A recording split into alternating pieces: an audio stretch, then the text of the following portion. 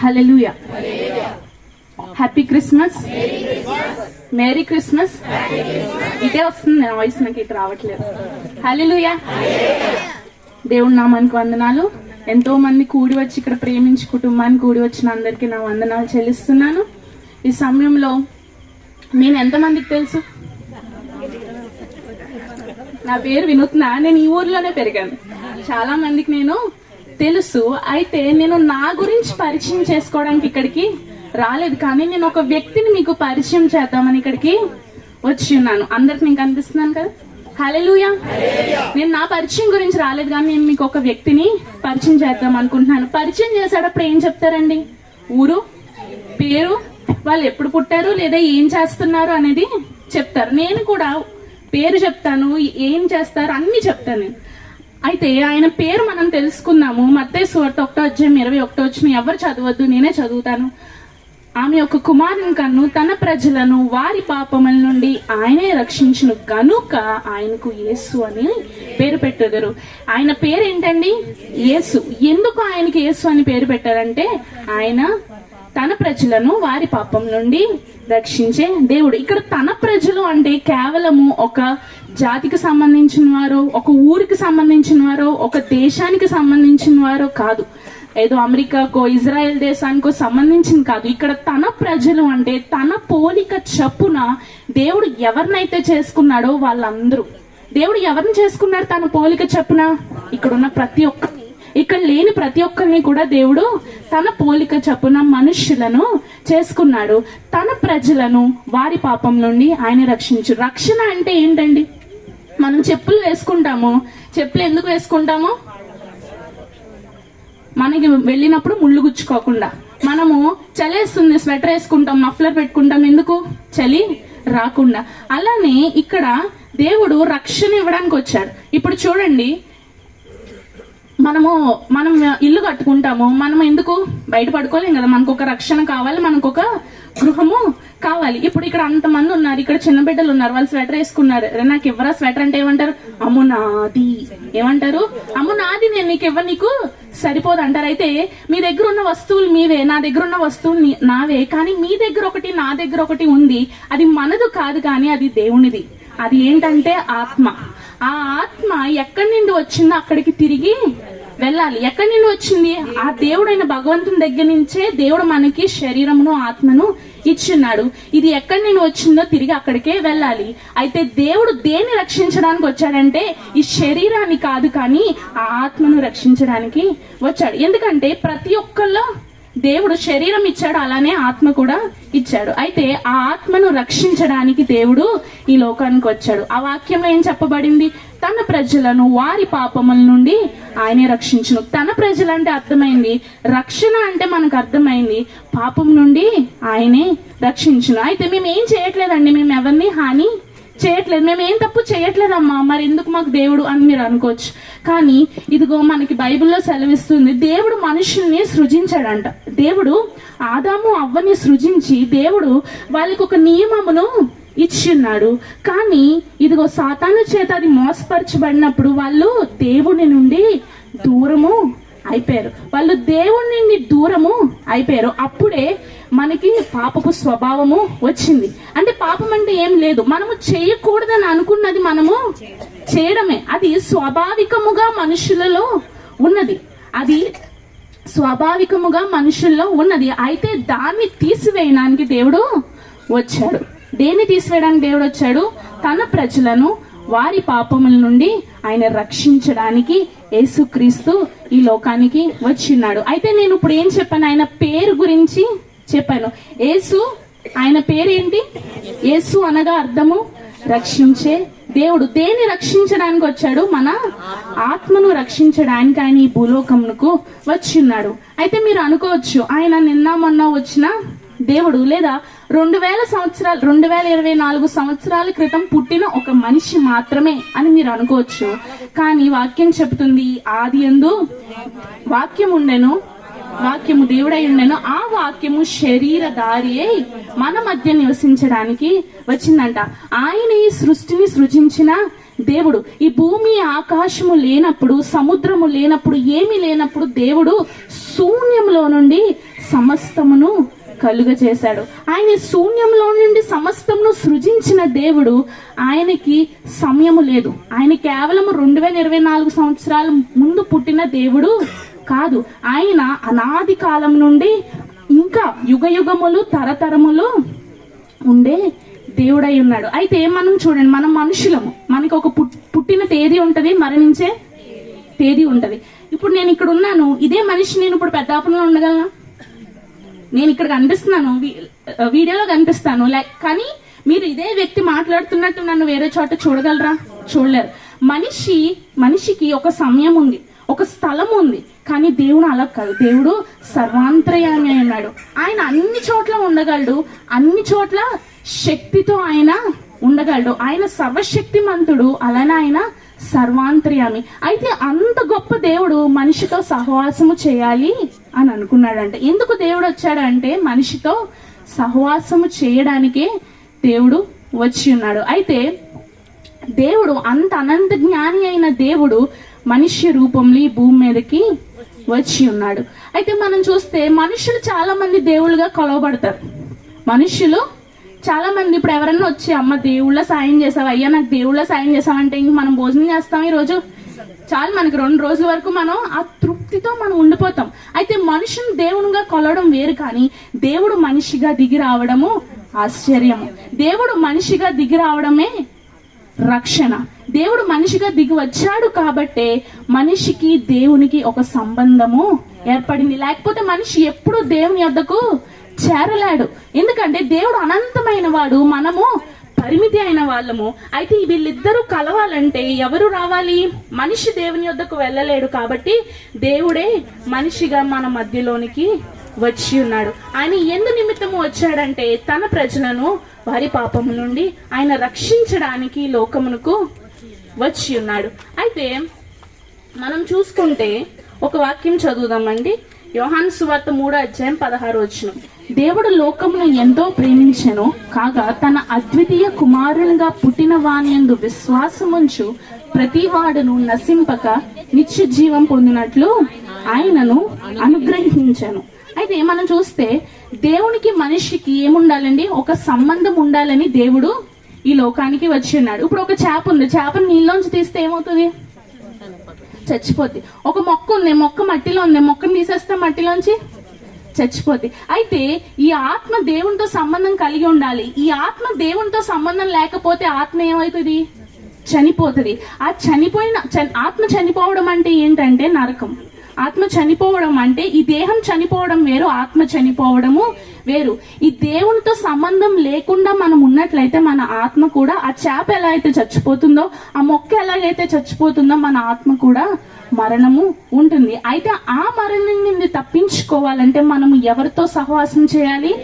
దేవుని కలిగి ఉండాలి. మన ఆత్మ దేవుని ఆత్మ ఒకటే ఉండాలి. ఆ దేవుణ్ణి నీలోకి స్వీకరించినప్పుడు నీవు బ్రతుకుతావు. ఏమవుతావు? నువ్వు ఆ దేవుణ్ణి నువ్వు స్వీకరించినప్పుడు నువ్వు బ్రతుకుతావు. అయితే దేవుడు ఈ లోకానికి ఎలా వచ్చాడండి?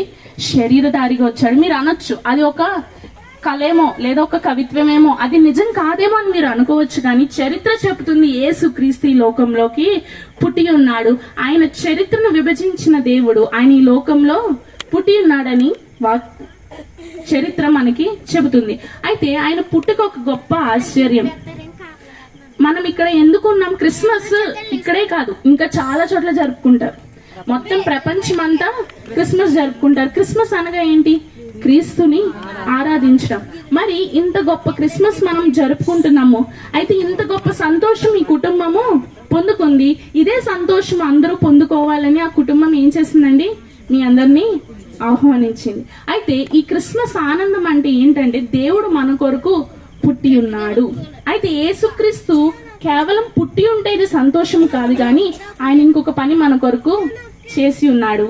ఆయన మన కొరకు మరణించి ఉన్నాడు. ఆయన మన కొరకు ప్రాణం పెట్టి ఉన్నాడు. ఆ అద్వితీయమైన దేవుడు ఈ లోకానికి ఎలా వచ్చాడండి?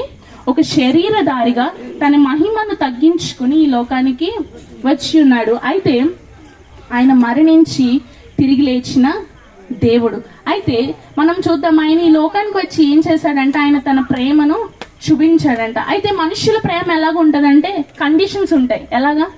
మీరు ఆస్తి రాసిస్తేనే నేను మిమ్మల్ని చూస్తాను అనే కండిషన్స్ లేవా? ఇప్పుడు డబ్బు ఉంటేనే ఎవరితో అన్నా మాట్లాడతాం, లేకపోతే ఎవరన్నా డబ్బు ఉన్న వాళ్ళని వెళ్ళి పలకరిస్తారు. లేదా ఒక కండిషన్, ఇప్పుడు చిన్న పిల్లోడు 4 సంవత్సరాలు ఉందంట, ఆ పిల్లోడికి తల్లి దగ్గరికి వచ్చి అమ్మ నువ్వంటే నాకు చాలా ఇష్టం అంటాడు. ఎందుకు అంటాడు? వాడికి ఏదో రీజన్ ఉంటుంది, ఏదో తప్పు చేసి ఉంటాడు, ఏదో పడేసి ఉంటాడు, చెప్పడానికి అమ్మ నువ్వంటే నాకు చాలా ఇష్టం అన్నాడంట. మళ్ళీ 16 సంవత్సరాలు ఉన్నప్పుడు వచ్చాడంట ఆ పిల్లోడు, వచ్చి అన్నాడంట అమ్మ నువ్వంటే నాకు చాలా ఇష్టం, ఎరా ఎంత కావాలి అని అడిగిందంట అమ్మ డబ్బుల కోసం. మళ్ళీ 25 సంవత్సరాలు ఉన్న తర్వాత వచ్చాడంట, అమ్మ నువ్వంటే నాకు చాలా ఇష్టం, నువ్వంటే నాకు నిన్ను ప్రేమిస్తున్నాను. అప్పుడు ఏం కావాలి? అప్పుడు ఒక వివాహం చేసుకోవడానికి వచ్చాడు. తర్వాత 60 సంవత్సరాలు ఉన్నప్పుడు వచ్చాడంట, ఎవరే నువ్వు ఏ పేపర్లు ఇచ్చినా నేను సంతకము పెట్టను అన్నదంట తల్లి. అంటే కొడుకుకి ఏముందండి? తల్లి పైన కండిషన్, షరతు ఉంది. అమ్మ నేను ప్రేమిస్తున్నాను, నాకు ఇది కావాలి, లేదా నేను ప్రేమిస్తున్నాను కాబట్టి నువ్వు నాకు ఇది చెయ్యి, లేదా నువ్వు చేస్తేనే నేను ప్రేమిస్తాను అనే షరతు ఉంది. కానీ దేవుని ప్రేమ ఏంటంటే షరతు లేనిది, కండిషన్ లేదు. నువ్వేదో గొప్పడని, నీ జ్ఞానం ఉందని, నీకు ఆస్తుందని దేవుడు నిన్ను ప్రేమించలేదు. ఆయన నిన్ను తన స్వరూపంలో చేసుకుని నిన్ను ప్రేమించి భూమి మీదకి పంపించి ఉన్నాడు. ఎందుకంటే ప్రతి పుట్టుక గొప్ప ఆశ్చర్యము. మనం ఇక్కడ ఉన్నామంటే ఊరికనే మనం ఉన్నట్టు కాదు. దేవుడు మన పట్ల ఒక గొప్ప సంకల్పమును కలిగి ఉన్నాడు. ఆ సంకల్పము, ఆ జీవితం యొక్క పరమార్థము మనము తెలుసుకోవాలి. ఎందుకంటే ఈ దేవుడిని మేము ప్రకటించుచున్నాము, అయితే ఆ దేవుడు మనకి ఏమై ఉన్నాడు? శక్తి అయి ఉన్నాడు. ఆయన మనకి లోకంలో సమస్తమును సమకూర్చిన దేవుడు. అయితే అన్నిటికన్నా ఆయన ముఖ్యంగా ఏమి ఇచ్చి ఉన్నాడంటే ఆయన రక్షణ ఇచ్చి ఉన్నాడు, ఆయన ప్రేమను మనకు చూపించున్నాడు. ఆ షరతులు లేని ప్రేమను దేవుడు మనకి చూపించాడు. అయితే ఆ ప్రేమను మనం పొందుకున్నాము, ఆ ప్రేమను మనము అనుభవిస్తున్నాము. ఇప్పుడు దేవుడు నిజంగా ఓన్లీ పుట్టి కేవలం చనిపోయి ఉంటే మన భక్తి వ్యర్థమే. కేవలం దేవుడు క్రిస్మస్ రోజున పుట్టి లేదా మళ్ళీ తర్వాత 33.5 సంవత్సరాలు ఉండి ఆయన మరణించి ఉంటే మనం అందరం కూడుకొని ఉండట వ్యర్థమే. కానీ there is something more that God has done. దేవుడు ఇంకా ఏదో గొప్పని తర్వాత చేశాడు. ఆయన మరణించిన తర్వాత మరణమును జయించి ఆయన తిరిగి లేచాడు. 3వ దినమున ఆయన తిరిగి లేచాడు. ఇప్పుడు మనము తిరిగి లేచిన యేసుక్రీస్తుని ప్రకటిస్తున్నాము, మనము తిరిగి లేచిన యేసుక్రీస్తుని ఆరాధిస్తున్నాము. అయితే దేవుడు ఈ మరణము నుండి తిరిగి లేచాడు. మనము కూడా అలానే ఈ లోకంలో మరణిస్తాము, మరణించిన తర్వాత మనం కూడా తిరిగి లేస్తాము. దెస్సలోనిక 4వ అధ్యాయం 16వ వచనం ఒకసారి చదువుతాం.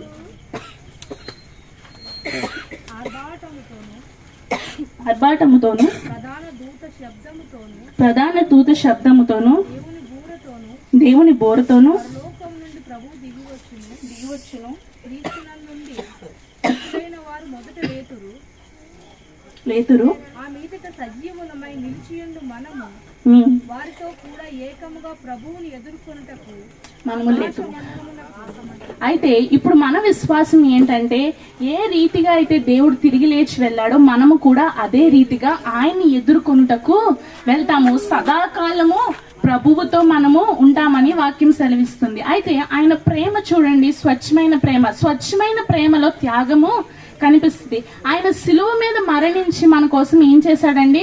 ఒక త్యాగం ఆయన చేసి ఉన్నాడు. ఆ త్యాగమును బట్టి సర్వలోకమునకు ఏం కలిగింది? రక్షణ కలిగింది. ఆయన వచ్చిన పర్పస్ ఫుల్ఫిల్ అయింది. ఆయన ఎందుకోసం అయితే వచ్చాడు? తన ప్రజలను రక్షించడానికి ఆయన వచ్చి ఉన్నాడు. ఆ పర్పస్ ఫుల్ఫిల్ అయింది. ఇప్పుడు నేను ఒక వ్యక్తిని ఇంట్రడ్యూస్ చేస్తున్నాను ఫస్ట్ నుంచి. గుర్తున్నారా? ఆయన ఎవరో? యేసు. ఆయన పేరేంటి? యేసు అనగా రక్షించు దేవుడు, మన ఆత్మను రక్షించే దేవుడు. ఆయన ఎప్పుడు పుట్టాడు? కేవలం 25వ తారీఖు డిసెంబర్న పుట్టాడునా? కాదు. ఆయన అనాది కాలము, ఆది కాలము నుండి బహుతరముల వరకు, యుగ యుగములు, తరతరములు ఆయన ఏకరీతిగా ఉన్న దేవుడై ఉన్నాడు. అయితే ఆయన ఈ లోకమునికి వచ్చినాడు. ఆయన ఏం చేశాడంటే ఈ లోకమును ప్రేమించినాడు. ప్రేమించి దేవుడు తను బలిగా అర్పించుకొని ఉన్నాడు. చూడండి, మనకి ఏదన్నా కంట్లో ఏదన్నా నలకపడినా, కంట్లో ఏదైనా ఇబ్బంది ఉన్నా ఎక్కడికి వెళ్తాం? కంటి డాక్టర్ దగ్గరికి వెళ్తాం, ఆప్థమాలజిస్ట్. హార్ట్లో ఏదైనా ఇబ్బంది ఉంటే కార్డియాలజిస్ట్ దగ్గరికి వెళ్తాం. లేదా మోకాళ్ళ నొప్పులు వస్తే మోకాళ్ళ నొప్పులు చూసే వాళ్ళ దగ్గరికి వెళ్తాం. అలానే ఇప్పుడు ఈ పాపం అనేది హృదయంలో ఉన్నది.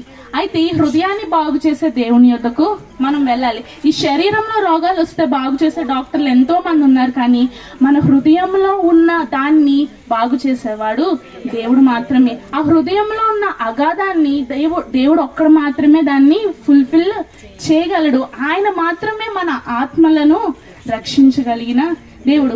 ఈ ఆత్మ ఎక్కడి నుండి వచ్చిందో మళ్ళీ అక్కడికే తిరిగి వెళ్ళాలి. కాదు కూడదు అంటే మీ చేతిలో అది ఉండదు. ఒకళ్ళని అలానే ఆత్మ అసలు ఉందా లేదా అని చెప్పి చనిపోతూ కొన ఊపిరితో ఉన్న వ్యక్తిని ఒక సమాధి పెట్టిలో పెట్టారంట.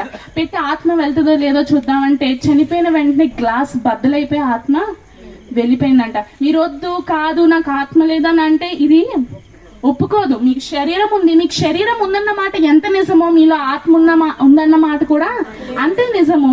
మీ శరీరం చనిపోతుంది కానీ మీ ఆత్మ చనిపోదు. అది చనిపోకుండా ఉండాలంటే యేసుక్రీస్తుని మీ హృదయంలోకి అంగీకరిస్తే మీ ఆత్మ నశించకుండా దేవుడు దాన్ని పరలోకంకు తీసుకువెళ్తాడు. దేవుని పుట్టుక ఎంత ఆశ్చర్యమో దేవుని మరణమును కూడా అంతే ఆశ్చర్యము.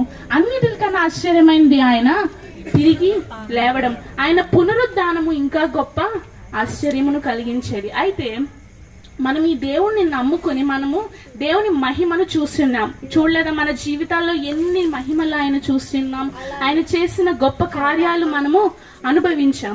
అయితే దేవుడు ఈ లోకానికి ఎందుకు వచ్చాడంటే ఇవన్నీ ఇవ్వడానికి ఆయన వచ్చాడు. ఆయన మీకు ఆరోగ్యం ఇవ్వడానికి వచ్చాడు, మీకు స్వస్థత ఇవ్వడానికి వచ్చాడు, మీకు గృహములు ఇవ్వడానికి వచ్చాడు. ఆయన మీ మధ్య అద్భుత కార్యాలు చేయడానికి, మీ బిడ్డల చదువుల్లో పెళ్లిల్లో అన్ని విషయాల్లో ఆయన మీకు సహాయం చేయడానికి వచ్చాడు. కానీ అన్నిటికన్నా ప్రాముఖ్యమైనది ఏంటంటే ఆయన నిత్య జీవం ఇవ్వడానికి మన మధ్యకు వచ్చాడు. నిత్య జీవం అంటే ఏంటి? ఎటర్నల్ లైఫ్ అంటే చనిపోయిన తర్వాత జీవితము చనిపోయిన తర్వాత జీవితం. అయితే అది కూడా ఉన్నదని మనము గ్రహించాలి. అందరూ నమ్ముతారు చనిపోయిన తర్వాత ఏదో ఉందని నమ్ముతారు, కానీ ఎవరు చూసొచ్చారు? ఏమంటారు? ఎవరు చూసొచ్చారు అని మనం అనుకుంటాము. కానీ దేవుడు ఎలాగైతే ఈ వాక్యంలో సెలవిచ్చి ఉన్నాడో అదే సత్యము. ఆయన నిత్య జీవము మనకు ఇచ్చి ఉన్నాడు. దేవుడు ఏ విధంగా అయితే ఆరోహణం అయ్యాడో మనము కూడా అదే విధంగా ఆరోహణమై దేవుని యొద్దకు, ప్రభు యొద్దకు మనము చేరుతాం. అక్కడ వాక్యంలో ఉంది మనము ప్రభువుతో కూడా సహవాసములో ఉంటామంట. ఆ ప్రభువుతో కూడా అక్కడ మీరు సహవాసంలో ఉండాలి అంటే ఈ భూమి మీద ప్రభువుతో సహవాసము చేయాలి. ఇక్కడ సహవాసము చేయకుండా అక్కడికి మనము చేరలేము. ఇక్కడ సహవాసము చేయాలి అంటే ఇప్పుడు నేను ఒకరితో ఉండాలి అని అనుకుంటే నేను ఏం చేయాలి? వాళ్ళ ఇంటిలోనికి చేర్చబడినప్పుడే నేను ఆ ఇంటిలో ఉన్నట్టు. మీరు యేసయ్యలో చేర్చబడాలి అంటే ఏంటంటే ఆయన మీ హృదయంలో చేర్చుకోవాలి. ఆయన మీ హృదయంలో చేర్చుకున్నప్పుడు నువ్వు ఆయన కలిసి ఉండినట్టు. మీరిద్దరు దేవుడు మీతో కలిసి ఉన్నప్పుడు మీ మరణం తర్వాత కూడా దేవుడితో మనము కలిసి ఉండే గొప్ప భాగ్యమును దేవుడు మనకి ఇచ్చి ఉన్నాడు. అలాంటి గొప్ప భాగ్యమును దేవుడు మనకు ఇచ్చి ఉన్నాడు. అయితే ఆ నిత్య జీవం ఇవ్వడానికి దేవుడు ఈ లోకమునకు వచ్చి ఉన్నాడు. ఆ వాక్యం సెలవిస్తుంది, దేవుడు లోకమును ఎంతో ప్రేమించెను కాగా తన అద్వితీయ కుమారునిగా పుట్టిన వాని యందు విశ్వాసముంచు ప్రతి వాడును నశింపక నిత్య జీవం పొందినట్లు ఆయన అనుగ్రహించను. మనం నశించిపోవడం ఆయనకి ఇష్టం లేదండి. మనము నశించిపోవడం ఆయనకు ఇష్టం లేదు. ఇష్టం లేక ఆయన ఏం చేశారండి? తను బలి అయ్యి తిరిగి లేచి మనకు నిత్య జీవమును ఇచ్చాడు. ఇప్పుడు మీకు చేతులకు మురికైంది అనుకోండి, ఏం చేస్తారు? ఆ మురికి పోవాలి అని అనుకుంటే పోదు. మీరు వెళ్ళి చేతుల్ని కడుక్కోలే. అలానే యేసయ్య ఆ శిలువ మీద కార్చిన రక్తముతో మనల్ని కడుక్కున్నప్పుడు మనం ఆ నిత్య రాజ్యానికి పాత్రులుగా అవుతాము. మన జీవితం అర్థం ఏంటో మనము తెలుసుకుంటాము. ఈ దేవుణ్ణి తెలుసుకున్నప్పుడు ఇది ఒక మతంగా మీరు చూడొద్దు. ఎందుకంటే ఆయన ఈ లోకానికి వచ్చింది మతం కాదు, మారు మనస్సును కలుగ చేయడానికి. ఆ మారు మనస్సు కలుగ చేసే మార్గమును ఆయన ఈ లోకంకు వచ్చి చూపించున్నాడు. ఒక దొంగ మారడం ఎక్కడ జరుగుతుంది? దేవుణ్ణి నమ్ముకున్న వాళ్ళు మారుతున్నారు, వారి హృదయములు మారుతుంది, వాళ్ళ ప్రవర్తన మారుతుంది, వాళ్ళ జీవితము మారుతుంది. జీవితంను మార్చేవాడు దేవుడు జీవితాలను మార్చడానికి ఈ లోకమునకు వచ్చి ఉన్నాడు. అంతేగాని వేరేది ఏమి చేయడానికి ఆయన ఇక్కడికి రాలేదు. ఎందుకంటే ఆయన నిన్ను ప్రేమిస్తున్నాడు కాబట్టి నువ్వు గొప్పగా జీవించాలని, నువ్వు ఆయనతో కలిసి జీవించాలని ఆయన నీ యందు ఆశపడుచున్నాడు.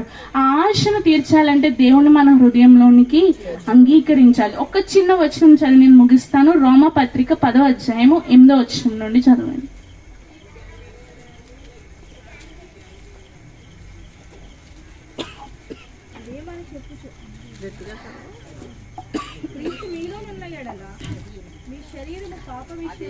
అదేమని చెప్పుచున్నది, వాక్యము నీ యొద్దను నీ నోటను నీ హృదయములోను ఉన్నది, అది మేము ప్రకటించు విశ్వాస వాక్యమే. అదేమనగా యేసు ప్రభువు నీ నోటితో ఒప్పుకొని దేవుడు మృతుల్లో నుండి ఆయన లేపనని నీ హృదయమందు విశ్వసించిన ఎడల నీవు రక్షింపబడదువు. ఎలయనగా నీతి కలుగునట్లు మనుష్యుడు హృదయంలో విశ్వసించును, రక్షణ కలుగునట్లు నోటితో ఒప్పుకొనును. మనము రక్షణ కలగాలంటే ఏం చేయాలని అక్కడ ఏమని చెప్పబడి ఉంది? దేవుడు ఆయన మృతుల్లో నుండి లేపనని మనము హృదయములో విశ్వసించాలి. నేను చెప్పాను, ఆయన హృదయములోనికి వచ్చే దేవుడు. మనం హృదయంలో ఆయన విశ్వసించిన ఎడల ఆయన ఏం చేస్తాడని మనకు రక్షణ కలుగు చేస్తాడు. ఆ రక్షించే యేసు మన మధ్యకి వచ్చి ఉన్నాడు. ఈ శరీరధారిగా మనలోనికి ఆయన వచ్చి ఉన్నాడు. మనం ఎప్పుడైతే ఆయన విశ్వసించి ఆయన నా కోసం చనిపోయి తిరిగి లేచాడని మనం విశ్వసిస్తామో అప్పుడు మనము రక్షింపబడతాం. ఈ దేవుణ్ణి మనం అర్థం చేసుకోవాలండి. నేను ఎందుకు పరిచయం చేశానంటే ఈ దేవుణ్ణి, ఆ దేవుని గుణగణాలు కూడా మనం అర్థం చేసుకోవాలి. కానీ గుణగణాలు నేను చెప్తే మీకు అర్థం అవుతుంది. ఇప్పుడు నేను పేరు చెప్పాను నీకు, ఆయన ఎప్పుడు పుట్టాడో చెప్పాను, ఆయన ఏం చేశాడో చెప్పాను. కానీ ఆయన ఎలాంటి వాడని ఎవరు చెప్పాలి? మీరు అనుభవించినప్పుడే తెలుసు. తను చెప్పాడు ఇందాక, నేను అనుభవించి నేను ఎందుకు చెప్పకుండా ఉండాలి అని అంటున్నాడు చరణ్. అంటే ఏంటి? మనం అనుభవిస్తాం. ఆయన కనికరము గలవాడు, ఆయన స్వస్థపరిచే దేవుడు, ఆయన నన్ను ప్రేమిస్తున్నాడు. ఇవన్నీ ఎప్పుడు తెలుస్తాయంటే మనం ఎప్పుడైతే ఆయన హృదయంలోకి అంగీకరిస్తామో, ఆయన మనం ఎప్పుడైతే అనుభవిస్తామో అప్పుడు ఆయన గుణగణాలు ఏంటో, ఆయన ఎలాంటి దేవుడో మనము తెలుసుకుంటాము. ఆయన ఎంత ప్రేమామయుడు, ఎంత కనికరగల దేవుడు అని మనము తెలుసుకుంటాం. ఎప్పుడు ఆయన మన హృదయంలోకి అంగీకరించి ఆయన మనను అనుభవించినప్పుడు. ఆ అనుభవం ఇక్కడ ఉన్న ప్రతి ఒక్కరికి చాలా మందికి ఉంది. కానీ ఇంకా లేని వారికి కూడా దేవుని మనం హృదయంలోకి అంగీకరిస్తే దేవుని ప్రేమను మనము అనుభవిస్తాము.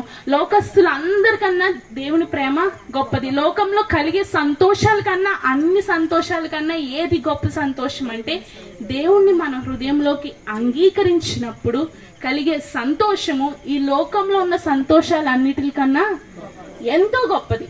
అలాంటి సంతోషము, అలాంటి సమాధానము, అలాంటి నిశ్చయత మనం పొందాలంటే అది అనుభవించాలి. ఎలా అనుభవిస్తారంటే ఆ దేవుణ్ణి మన హృదయంలోకి అంగీకరించినప్పుడు. దేవా, నువ్వు నన్ను రక్షించడానికి ఈ లోకమునకు వచ్చి ఉన్నావు అని మనం ఎప్పుడైతే ఆయన యందు విశ్వసిస్తామో, దేవా నువ్వు నా కోసం మరణించావు, నువ్వు నా కోసం తిరిగి లేచావు అని మనం ఎప్పుడైతే విశ్వసిస్తామో మన హృదయంలో ప్రతిరోజు క్రిస్మస్ పండుగే. అది ఈ రోజు 25న జరిగేది కాదు, కానీ ఈ కుటుంబము పొందుకున్న క్రిస్మస్ పండుగ ఆనందము మనము కూడా, మన కుటుంబాలు కూడా పొందుకుంటాయి. ఆ దేవుణ్ణి మనము రుచి చూడండి ఒకసారి. ఈ దేవుడు ఎలాంటి వాడు, ఇంత గొప్ప దేవుడా అని ఒక్కసారి మీరు రుచి చూచినప్పుడు ఈ దేవుడు ఎలాంటి వాడో మీకు తెలుస్తుంది. ఆ పరలోకానికి కూడా మనము చేర్చబడతాము. అదే మన నిత్య జీవము. ఒక చిన్న ప్రార్థన చేద్దాం. అందరూ చిన్న ప్రార్థన చేద్దాం, కళ్ళు మూసుకుని. దేవా, ఒకసారి మన హృదయాలను తెరిచి, దేవా ఇదిగో నిన్ను నేను అంగీకరిస్తున్నాను ప్రభువా. దేవా, నువ్వు నా కోసం ఇక్కడికి వచ్చావని నేను అనుకుంటున్నాను. దేవా యేసయ్య, నీకే స్తోత్రాలు ప్రభువా. దేవానికి స్తోత్రాలు. ఇదిగో నీ వాక్యం సెలవిచ్చుచున్నది, ఎవరైతే నోటితో ఒప్పుకొని హృదయమందు విశ్వసిస్తారో, ఇదిగో దేవుడు ఇంకేమి అడగట్లేదు, నీ హృదయం ఒక్కటే అడుగుచున్నాడు. ఇదిగో ఆయన నీ హృదయపు తలుపు యొద్ద ఉండి తట్టుచున్నాడు. Just accept him. ఆయన లోపలికి వచ్చి నీ హృదయంలో ఆయన నివసింపచే. ఇదిగో నీ జీవితం ఇదిగో గొప్పగా మారుతుంది. ఇదిగో దేవుడు నీ ఆత్మకు రక్షణ, నీ ఇంటిలో సమాధానము, నీకు స్వస్థత సమస్తమును ఆయన ఇచ్చు దేవుడు. ఈ దేవుని రుచి చూచి నేను తెలుసుకుంటాను అని హృదయంలో ఒక నిశ్చయత మనం తీసుకున్నాము. దేవా, ఇదిగో నువ్వు నా కోసం పుట్టావని నేను నమ్ముచున్నాను, నన్ను రక్షించడానికి ఈ లోకంకు వచ్చావని నేను నమ్ముచున్నాను. దేవా యేసయ్య, ఇదిగో నువ్వు నా కోసం తిరిగి లేచావు. ఇదిగో నా ఆత్మకు రక్షణ దయచే ప్రభువా. ఇదిగో నిన్ను నమ్ముకుంటున్నాను, నన్ను రక్షించు ప్రభువా అని మనం ప్రార్థన చేద్దాం. దేవానికి స్తోత్రాలు ప్రభు. ఇక్కడ ఉన్న ప్రతి ఒక్కరు ఎవరైతే ప్రభు ఇదిగో నిన్ను అంగీకరించి ఉన్నారో దేవా యేసయ్య, ఇదిగో నీ యందు పాజిటివ్గా ఉన్నారో దేవా, ఇదిగో నా దేవుడు నా కొరకు వచ్చాడని ఎవరైతే విశ్వసిస్తున్నారో ప్రభు, ఇదిగో నువ్వు చూచుచున్న దేవుడు ప్రభు, నువ్వు వాళ్ళందరినీ చూచుచున్న దేవుడు, వాళ్ళ హృదయమును చూచుచున్న దేవుడు ప్రభు యేసయ్య. నీవే గొప్ప కార్యము నువ్వు జరిగించమని అడుగుచున్నాను. ఈ వీధిలో ప్రభు నీ రక్షణ సువార్త ఇంకా నువ్వు వినబడాలి దేవా. ఇదిగో అనేక మంది ఇక్కడికి వచ్చి తరలి వచ్చి నిన్ను ఆరాధించాలి ప్రభు యేసయ్య. అతి గొప్ప రక్షణ ఇక్కడ దయచేయమని అడుగుచున్నాను దేవా. నీ సన్నిధి ఇక్కడ ఉంచమని అడుగుచున్నాను ప్రభు. ఇదిగో మేము ప్రార్థించి మేము పొంది ఉన్నామని మేము నమ్ముచున్నాము దేవా. ఇదిగో ఇక్కడ ఉన్న ప్రతి ఒక్కరు ఎవరైతే విశ్వసించారో వాళ్ళని నీ నిత్య రాజ్యంలోకి ప్రభు వాళ్ళని పాలివారుగా చేయమని అడుగుచున్నాను.